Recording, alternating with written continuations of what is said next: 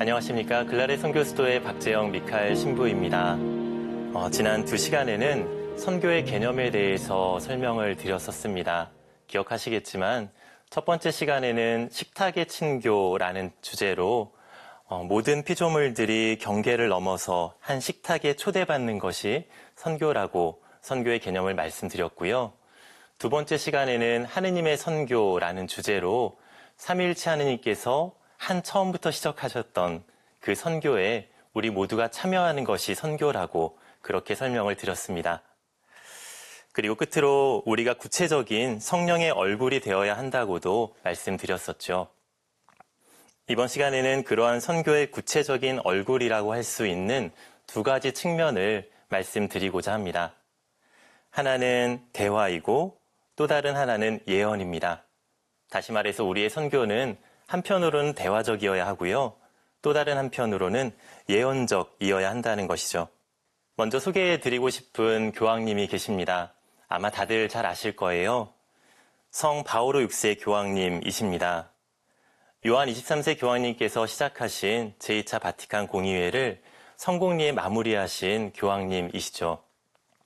특별히 공의회 기간 동안에 우리 바오로 6세 교황님께서는 수많은 사람들의 이야기들을 경청하셨다라고 해요. 그리고 또 1000년이 넘도록 어떤 교리적인 차이 때문에 우리 교회와 결별 상태였던 동방교회와 화해하기도 하셨고요. 또 콘스탄티노폴리스 총대주교와 1000년 넘게 만에 만난 교황님이시기도 합니다. 그래서 바오로 6세 교황님은 사실 수많은 별명이 있으신데 그 가운데 하나가 대화의 교황님이세요. 그런 대화의 교황님이신 바오로 6세 교황님께서 제2차 바티칸 공의회 거의 끝날 즈음에 내셨던 회칙으로 주님의 교회라는 문헌이 있습니다. 이 회칙은 교회가 새롭게 쇄신되어야 하고 또 새롭게 선교해야 한다는 내용을 담고 있는데요. 그 가운데 특별히 대화에 대해서 말씀하신 부분이 인상적이어서 좀 알려드리고 싶습니다. 70항에서 이렇게 말씀하십니다. 이 대화의 숭고한 기원은 바로 여기에 곧 하느님의 뜻에 있습니다. 종교는 본질적으로 하느님과 인간 사이의 관계입니다.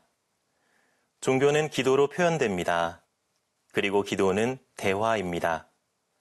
하느님께서 인간과 맺으신 초자연적인 관계인 계시도 마찬가지로 대화로 볼 수 있습니다.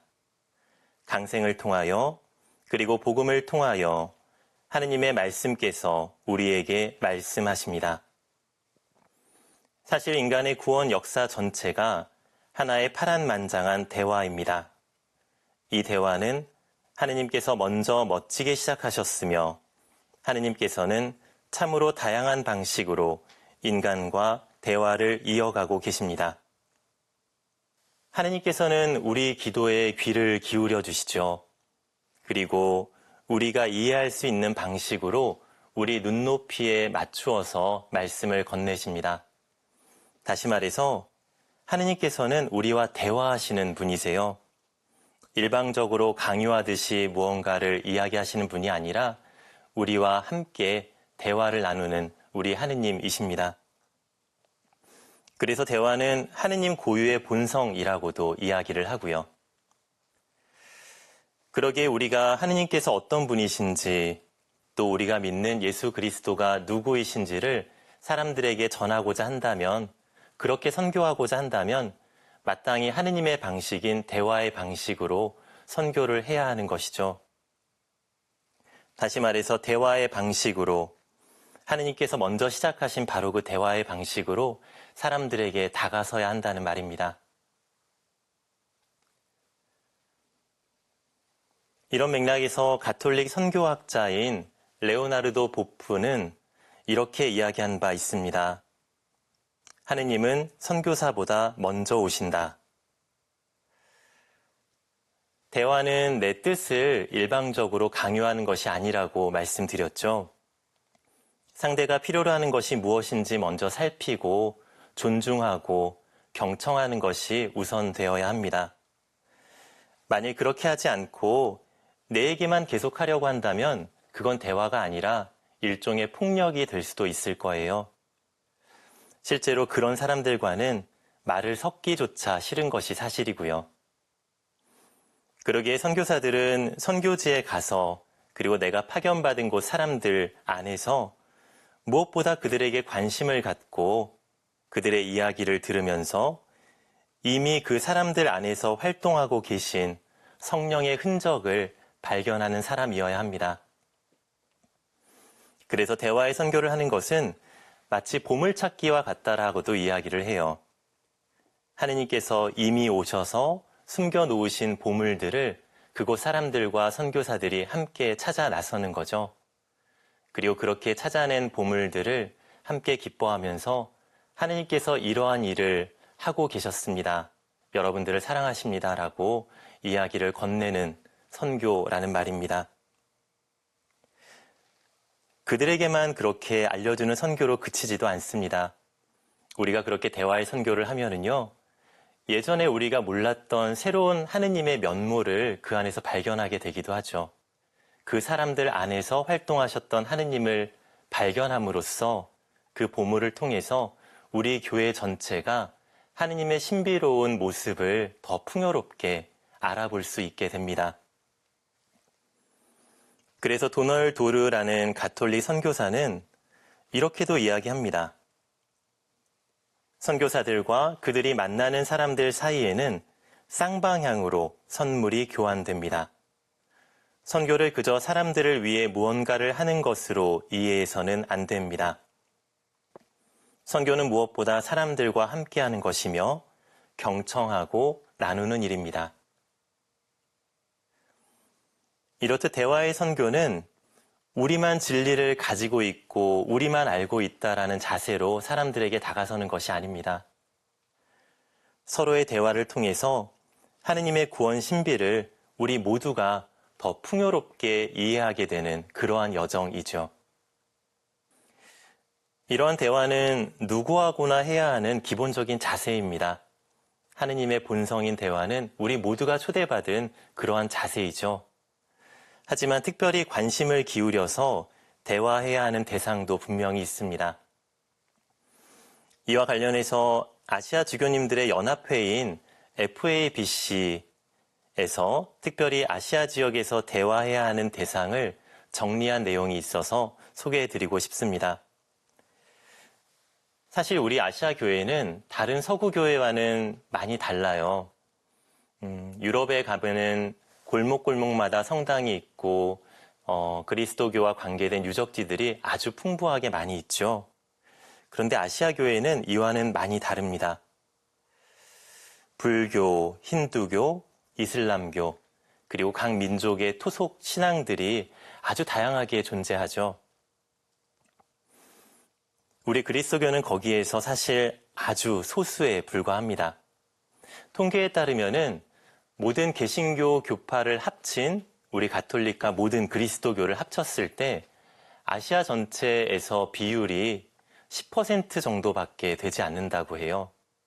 그리고 교황청 통계에 따르면은 아시아 지역에서의 가톨릭 신자들 수는 3.3%에 불과하다고 합니다. 물론 중국과 같은 신앙을 받아들이지 않은 큰 나라가 있기 때문에 그러기도 하지만 이걸 통해서 볼 때 아시아 교회가 유럽 교회와는 많이 다르다는 것을 또 확인할 수 있게 되는 것이죠. 언어도 천차만별이에요. 유럽의 언어들을 보면은 서로 다른 언어라고는 하지만 언어의 뿌리가 비슷하기 때문에 굉장히 비슷한 모양으로 쓰기도 하고 그 쓰여진 글자를 보면은 대충 의미를 짐작할 수 있게 되는 단어도 많습니다. 그런데 아시아는 또 다르죠. 중국어, 태국어, 그리고 인도네시아어, 한국어, 일본어, 서로가 완전히 다른 단어들이 쓰이는 곳이 바로 아시아 대륙입니다. 문화 전통도 나라마다 아주 다양하고요. 그런가 하면은 우리나라의 경우에는 이제 선진국 대열에 들어섰다고 하지만 아시아에는 가난한 나라들이 여전히 많습니다.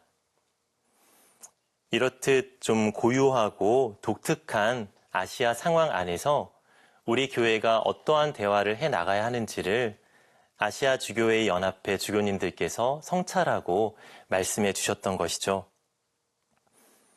무엇보다 이런 다양함과 대화는 대화의 성사, 그리고 대화의 공동체여야 한다라고 우리 교회를 아시아 주교님들께서는 이야기하십니다. 한마디로 우리만 진리를 지니고 있으니 다른 사람들은 무조건 들어야 한다는 식으로, 다른 종교나 문화를 무시하는 식으로 다가서서는 안 된다는 것이죠. 특별히 FABC는 1974년도에 1차 총회가 있었는데 그 총회 때 아시아 선교는 삼중대화를 지향해야 한다라고 강조합니다. 세 가지 중점적인 대화를 강조한 것인데요. 그때 말씀하신 내용이 첫 번째는 가난한 이들과의 대화이고요. 그들의 목소리를 귀여겨 들어야 한다는 것이죠. 두 번째는 지역 문화와의 대화, 고유한 토속 문화를 무시하지 않고 그 안에서 하느님의 보물을 발견해야 한다라는 이야기였습니다. 그리고 세 번째는 다른 종교 전통과의 대화를 이야기합니다. 나와는 다르다라고 무시하는 것이 아니라 그 다른 전통을 통해서, 다른 종교 전통을 통해서 오히려 우리 그리스도교가 풍요로워지는 그러한 대화의 선교를 해야 한다고 강조했던 것입니다. 그렇게 아시아에서의 상황을 통해서 하느님에 대한 이해가 더욱 풍요로워져야 된다고 강조하셨던 것이죠. 이러한 삼중대화가 나온 지, 제안된 지 벌써 50년이 지났습니다. 그래서 예전과는 상황이 많이 달라진 게 사실이에요. 그럼에도 불구하고 언음으로 그때와 연관되는 지점들이 많이 있다고 여겨집니다. 특별히 삼중대화는 오늘날에도 이와 같이 확장되어서 많은 이들에게 영감을 줄 수 있습니다. 첫 번째, 가난한 이들과의 대화는요, 단순히 경제적인 가난만이 아니라 다양한 차원에서 소외된 이들과의 대화로 확장될 수 있습니다. 이를테면 여성, 이주민, 유색인종, 장애인, 성소수자 등을 돌보는 자세로 확장해서 이해할 수 있겠죠. 그런가 하면 두 번째, 지역 문화와의 대화는 지금 여기 상황과의 대화로 확장될 수 있습니다. 다양한 민족의 전통 문화만이 아니라 지금 내가 살고 있는 바로 이 자리, 바로 이곳에 정치, 사회, 문화 전반에 관심을 갖고 경청하는 자세로 그것들을 공부하는 것이죠. 그럼으로써 이 시대의 징표를 읽는 자세가 필요하다라고 우리는 지역 문화와의 대화를 통해서 기억할 수 있게 됩니다. 그리고 세 번째는 다른 종교 전통과의 대화인데요. 이것은 나와 다른 사람들과의 대화로 확장되어 이해될 수 있습니다. 살다 보면 나랑 가치관이 다른 사람들을 많이 만나게 되잖아요. 사고방식도 다르고 또 철학도 다릅니다. 그런 사람들을 만나면 사실은 에너지를 많이 써야 되고 피곤한 것이 사실이에요. 그때 그 차이를 인정하면서 상대로부터 기꺼이 배우고자 하는 자세를 우리가 가질 때 우리는 더 큰 사람이 될 수 있는 것이죠. 우리 교회도 마찬가지입니다. 나와 다른 종교라고 하지만 그 종교들을 통해서 새로운 영감을 받을 수 있지요. 그러한 맥락에서 우리는 열린 마음으로 나와 다른 사람들을 품어 안고 그들로부터 기꺼이 배우고자 하는 자세를 가질 수 있습니다. 언음으로 변화를 두려워하지 않는 자세가 필요할 것이고요. 이런 대화의 선교를 이미지로 표현하면은 이렇게 이야기해 볼 수 있을 것 같아요. 마치 남의 정원에 들어가는 손님, 그런 이미지로 생각해 볼 수 있을 것 같습니다. 이 사진은 제가 살고 있는 성북동 수도원 입구 사진입니다. 정원이라고 하기에는 아주 작은 공간이지만 화려하지도 않죠. 몇몇 화분들로 꾸며놓은 것이 전부인 작은 정원입니다. 게다가 사진을 찍은 것이 지금 가톨릭 둘레특강 녹화를 하고 있는 늦가을 즈음이었기 때문에 꽃이 많이 피어 있지도 않고요. 그래도 봄이면은요, 이곳을 지나다니는 사람들이 아름다운 꽃을 보려고 저희 집 담 안으로 들어와서 사진을 찍기도 하시고요. 가끔 타이밍이 맞아서 제가 그 앞에 있을 때는 기꺼이 찍사 역할을 하고 기쁘게 정원에서 시간을 보내기도 합니다. 이렇게 오시는 분들은 그분들의 집 정원과는 다른 우리 정원을 감상하세요.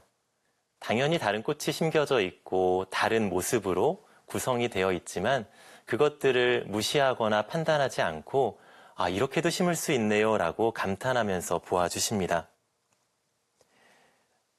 우리가 다른 사람의 정원에 들어간다는 것은 그렇게 내 스타일과는 다르게 꾸며진 정원을 감상하는 거예요. 설사 내 눈에는 잡초처럼 보이는 식물이 있더라도 함부로 그것을 뽑거나 하지 않는 것이죠. 사실 나는 모르지만 그 잡초처럼 보이는 그 식물이 그 가족들에게는 큰 의미가 있는 식물일 수 있겠죠. 그런가 하면은 어떤 약초 같은 것일 수도 있을 겁니다. 이렇게 한번 예를 들어볼까요?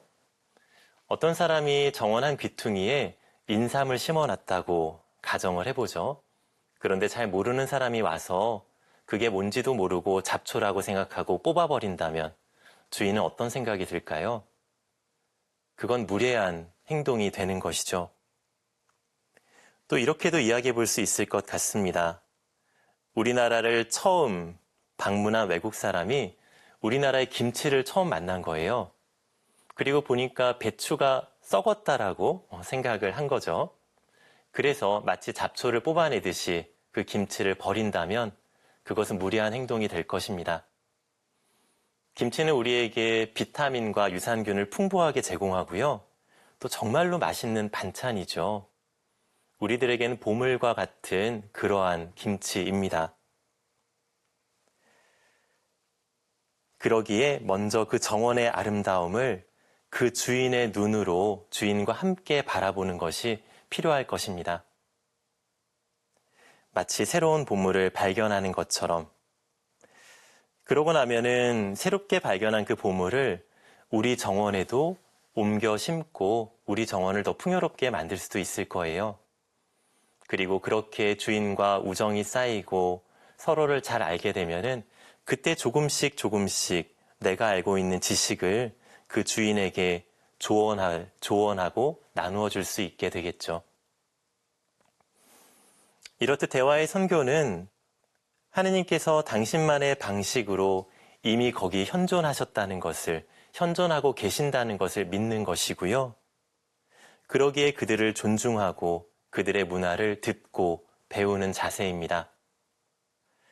그리고 어느 정도 지나면은 조금씩 그 안에서 발견되는 비복음적인 요소들을 교정하고 복음을 제안하기 시작할 수 있을 것입니다. 그게 바로 우리들이 하는 예언적인 선교가 되는 것이죠. 바로 선교의 두 번째 얼굴입니다. 대개 예언자라고 하면은 그런 이미지가 먼저 떠오르실 거예요. 잘못된 것에 대해서 목소리를 높여서 이야기하고 회개하라고 초대하는 예언자. 하지만은 그렇게 말로 하지 않고 말하지 않는 예언도 가능합니다. 그런가 하면은 잘못된 것을 꾸짖는 예언이 아니라 이미 잘하고 있는 것에 대해서 박수를 쳐주고 격려하는 예언도 가능합니다. 그렇듯 예언은 말을 하는 것과 말을 하지 않는 것, 그리고 올바른 것을 응원하는 것과 잘못된 것을 교정하는 것, 이런 차원으로 네 가지로 이해를 해볼 수 있습니다. 제가 표로 조금 정리를 해보았는데요. 첫 번째는 말을 하지 않으면서 복음적인 삶을 지지하는 증거의 차원입니다. 그리고 두 번째는 마찬가지로 복음적인 삶을 지지하고 응원하지만 직접 사람들에게 그렇게 살라고 말을 하는 선포입니다. 그리고 세 번째는 말을 하지 않으면서 복음적이지 않은 삶에 저항하는 차원이죠. 그리고 그런 저항의 차원을 여러 사람이 함께 공동체로 할 때 그것을 대조공동체라고 이야기할 수 있을 것입니다. 그리고 네 번째는 직접 말을 통해서 비복음적인 삶에 저항하는 고발의 차원이 있습니다. 이 네 가지 차원의 예언들을 조금씩 살펴보도록 하겠습니다. 첫 번째는 무언의 선거, 무언의 선언, 증거 차원입니다. 성 바울의 6세 교황님께서 현대의 복음 선교 문헌에서 이러한 무언의 선언인 증거를 아주 아름답게 표현해 주셨습니다. 21항에서 볼 수 있는데요. 읽어드리겠습니다. 복음은 무엇보다 증거로서 선포되어야 합니다. 그리스도인들이 단순하고 꾸밈 없이 현세 가치들을 초월하는 가치들에 대한 믿음과 보이지 않고 상상할 수도 없는 것에 대한 희망을 드러내 보인다고 가정해 봅시다. 이러한 무언의 증거를 통하여 이들 그리스도인들은 주변 사람들의 마음에 어째서 저 사람들은 다르며 왜 저렇게 사는 것일까? 누가 그들에게 그렇게 하도록 시키는 것일까? 왜 그들은 우리 가운데 사는 것일까? 하는 의문을 불러 일으킬 수밖에 없을 것입니다. 그러한 증거는 이미 기쁜 소식을 말없이 그러나 매우 강력하고 효과적으로 선포하는 것입니다. 가르치려고만 하는 사람의 말은 힘이 없다라는 말씀입니다. 대신 삶으로 보여주는 증거는 큰 힘을 발휘할 수 있는 것이죠. 특별히 이와 관련해서 영국의 선교학자로 레슬리 뉴 비긴이라는 분이 계십니다. 이분은 그리스도교 공동체를 일컬어서 복음의 해석이다라고 이야기를 하세요. 다시 말해서 그리스도인들이 살아가는 공동체가 사랑하는 공동체일 때, 그리고 서로 섬기는 공동체일 때, 사람들에게 어떤 영감을 주는 공동체일 때 세상 사람들은 우리를 보면서 아, 복음이 바로 이런 것이로구나. 복음적으로 산다는 것은 이런 것이로구나 라고 이해할 수 있게 된다는 것이죠. 설사 우리가 복음을 직접 그들에게 말로 표현하지 않더라도 우리들의 삶을 통해서 사람들이 복음을 읽고 해석하고 묵상할 수 있게 된다는 것입니다. 그러한 대표적인 우리 가톨릭 교회의 성인이 샤를드 부코 성인이 아닌가 싶어요.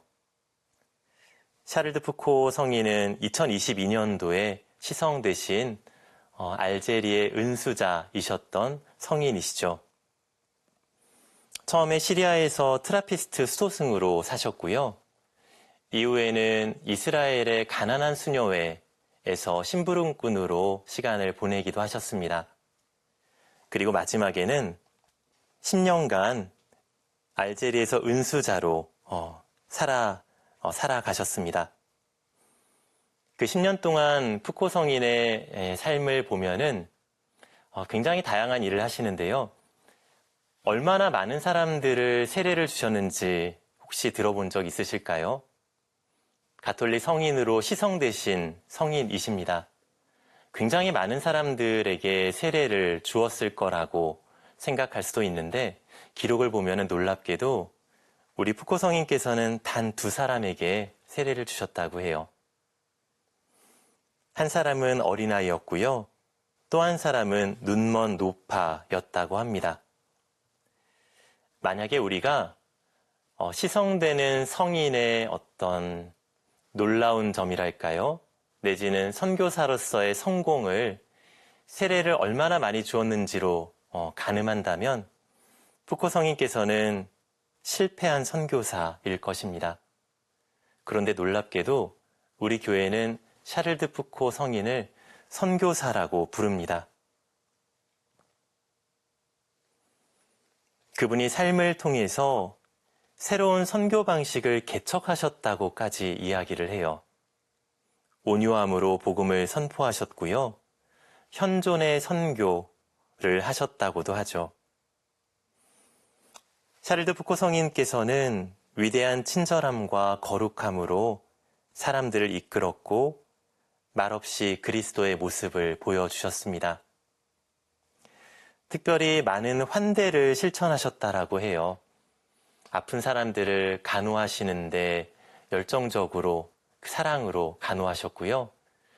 또 불의하게 노예로 고생하는 이들을 위해서 그들이 자유롭게 풀려날 수 있도록 값을 치르고 그 노예를 해방시켜 주었던 경우도 있었습니다. 이렇듯 친절하고 환대하는 푸코 성인은 사람들이 자신의 선량함의 이유를 묻는다면 이렇게 답하겠노라고 말씀하신 바 있습니다. 내가 나보다 훨씬 더 선하신 분의 종이기 때문입니다. 당신도 나의 주님이신 예수님께서 얼마나 선한 분이신지 알게 되기를 바랍니다. 이렇듯 친절하고 환대하는 푸코 성인은 예수님의 그 선하심을 사람들에게 보여주고 싶으셨던 것이죠. 그리고 또 이런 바람을 말씀하기도 하십니다. 여기 사는 모든 사람들이 나를 자기 형제로, 보편적인 형제로 바라보게 하고 싶습니다. 이러한 푸코 성인에 대해서 이브공가르 추기경님께서는 이렇게 말씀을 하십니다. 리즈웨의 성녀 데레사와 함께 20세기를 빛낸 등대 중 하나. 등대의 역할은 올바른 길을 보여주는 역할이죠. 소아데레사 성녀와 함께 샤를드 푸코 성인은 우리 교회가 이 시대에 어떠한 방향으로 나아가야 하는지를 아름답게 보여주셨다라는 말씀입니다. 두 번째 예언의 방식은 말로 하는 선언, 곧 선포입니다. 직접적인 말로 복음을 전하는 것이죠. 그 위대한 예는 누구보다 예수님이십니다. 복음서 전체에 걸쳐서 예수님께서는 수많은 비유로, 설명으로 하느님께서 어떤 분이신지, 하느님 나라가 어떤 곳인지를 사람들에게 말씀해 주셨습니다. 그렇게 선포하셨던 것이죠. 그리고 이분을 소개해 드리고 싶어요. 아마 많이들 아실 겁니다. 마틴 루터 킹 주니어 목사님이라는 분인데요. I have a dream, 나에게는 꿈이 있습니다 라는 그 연설로 굉장히 유명한 목사님이시죠. 이 연설은 1963년 8월에 미국 워싱턴 DC에서 있었던 연설이었습니다. 당시에는 남북전쟁이 끝났기 때문에 노예제도는 이미 사라진 때였습니다. 하지만은 경제적으로나 사회적으로 여전히 흑인과 많은 차별이 있던 시대이기도 했죠. 그래서 인종차별 철폐를 위한 집회가 자주 열리기도 했는데요. 그중 한 집회에서 마틴 루터 킹 주니어 목사님이 이 연설을 하셨던 것입니다. 나에게는 꿈이 있습니다. 내 아이들이 피부색을 기준으로 사람을 평가하지 않고 인격을 기준으로 사람을 평가하는 나라에서 살게 되는 꿈입니다. 지금 나에게는 그 꿈이 있습니다. 언젠가는 모든 골짜기들이 메워지고 모든 언덕과 산들은 낮아지고 거친 곳은 평평해지고 굽은 곳은 펴지고 하느님의 영광이 나타나고 모든 사람들이 다 같이 그 영광을 보게 될 것이라는 꿈이 있습니다. 목사님의 아이들이 피부색으로 평가받는 것이 아니라 인격으로 평가받는 나라. 모든 산등성이에서 자유가 울려 퍼지게 되는 그런 나라를 꿈으로 이야기하시죠. 여담입니다만 사실 이 연설은 미리 준비되었던 연설이 아니라고 해요. 많은 부분이 즉흥적으로 이루어진 연설이라고 합니다.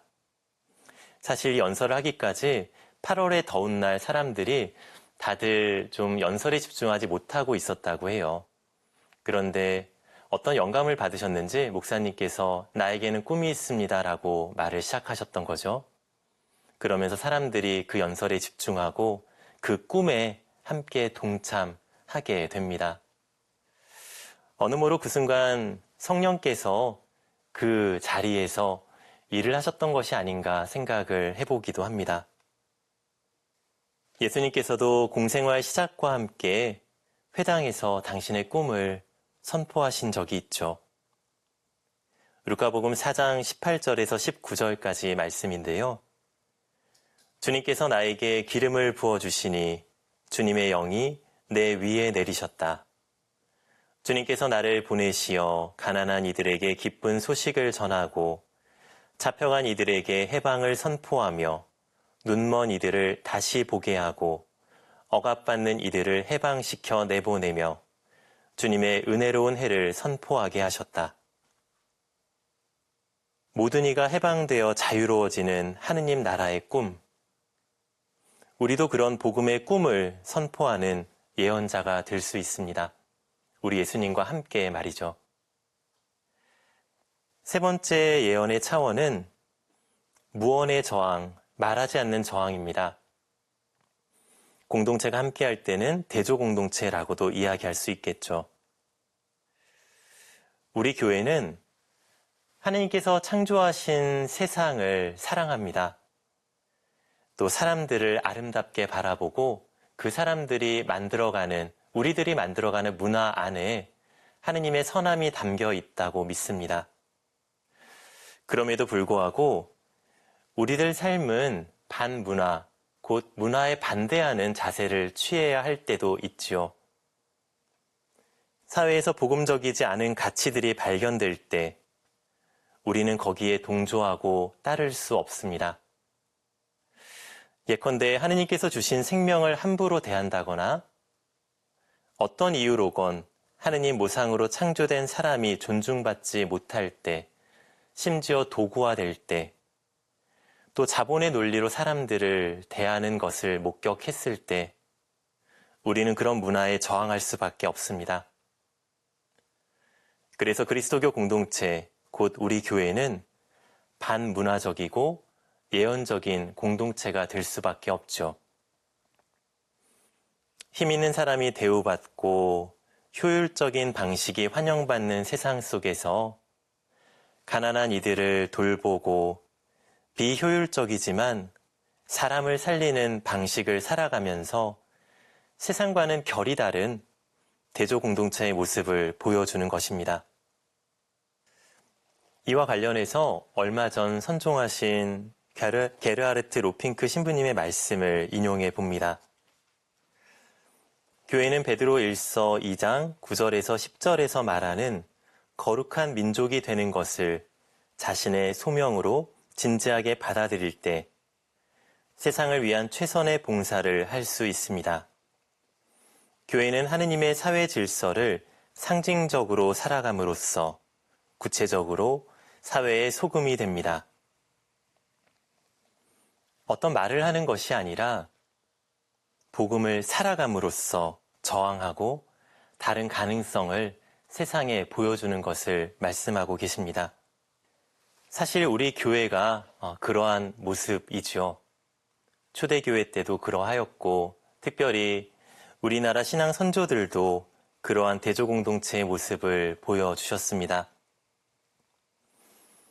마음대로 부려도 되는 것처럼 여겨졌던 종들을 형제 자매로 받아들이고 노비문서를 태웠다고 하죠. 그리고 어느 날 갑자기 그 종들과 형제 자매로 지내셨다고 합니다.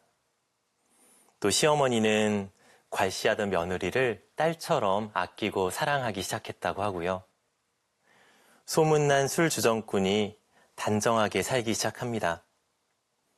그리고 수많은 순교자들이 말없이 하느님께서 어떤 분이신지를, 하느님 나라가 어떤 곳인지를 예언적으로 보여주십니다. 그분들은 목소리를 높여서 복음을 선포한 것은 아니지만 다르게 살 수 있다고, 이렇게 사는 것이 진리를 살아가는 것이라고 소리 없이 저항하셨습니다. 특별히 오늘날 수도자들이 우리 사회에서 이런 역할을 하는 것 같아요.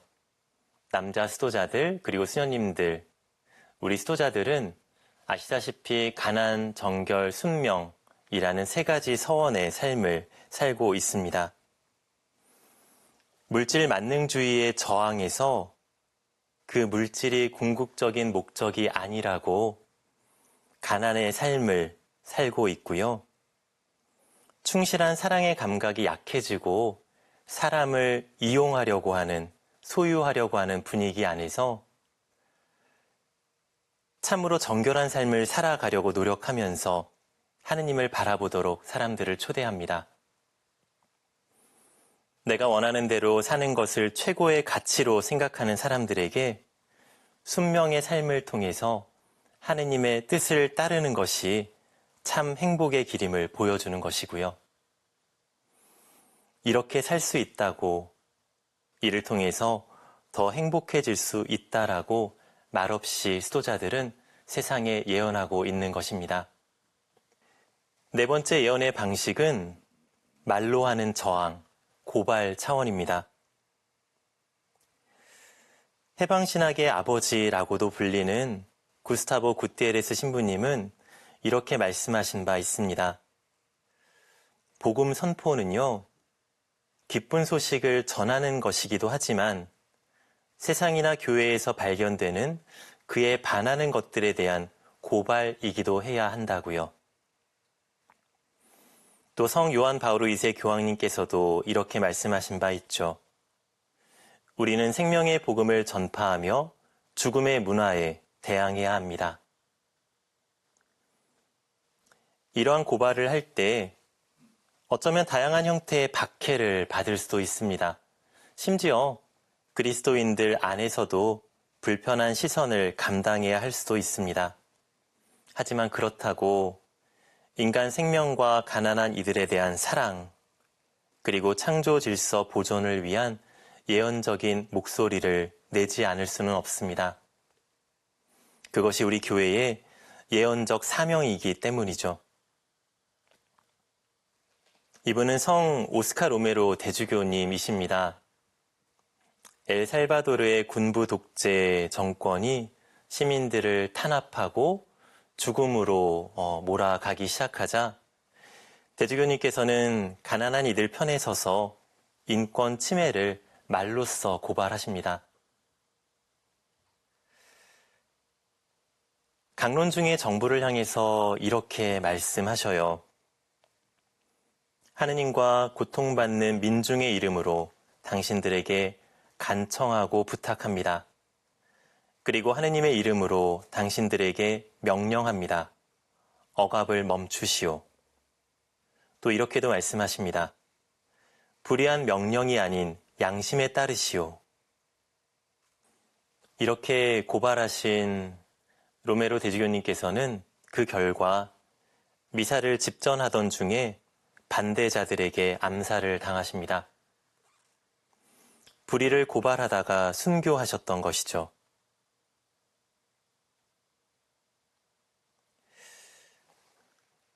오스카 로메로 대주교님께서는 2018년도에 시성되셨습니다. 그때 시성되신 복자들이 총 7분이셨는데요.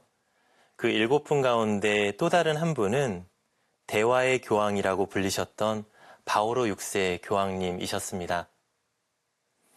하느님의 섭리처럼 저는 좀 여겨졌어요. 바티칸 광장에 두 분의 사진이 나란히 붙고 시성식이 진행이 되었었죠. 20세기 대화의 교황님이셨던 바오로 6세 교황님, 그리고 위대한 예언자셨던 오스카 로메로 대주교님이 나란히 시성되신 그 순간, 어느 모로 우리 교회가 늘 균형감을 유지해야 함을 그 순간을 통해서도 묵상할 수 있었던 것 같습니다. 이러한 예언을 하나의 이미지로 표현한다면 가이드 혹은 길잡이라고 이야기해 볼 수 있을 것 같아요. 길잡이는 선택해야 할 길과 피해야 할 길을 제시하면서 명확하게 올바른 길로 사람들을 안내하는 사람들이죠. 혹여 절벽으로 사람들이 가지 않도록 길 안내를 하는 것이고요. 조금은 더 편한 길로 갈 수 있도록 사람들을 안내하는 역할을 합니다. 이를 위해서 올바른 길을 가도록 사람들을 격려하기도 하고요. 잘못된 길로 사람들이 가려고 하면은 그들을 바른 길로 부르기도 합니다. 낙담한 이들이 더 이상 걸어갈 힘을 잃었을 때는 그 사람들을 격려하고 영감과 도전을 주면서 끝까지 그 길을 갈 수 있도록 도와주는 것도 길잡이의 역할입니다. 오늘날 이런 길잡이가 아주 많이 필요한 시대라고 생각합니다. 사람들이 무언가를 향해서 열심히 가는 것 같아요. 다들 열심히 살아요. 그런데 정작 그게 행복을 주지 못할 때도 많은 것 같습니다. 오히려 공허함을 느끼는 사람들이 많고요.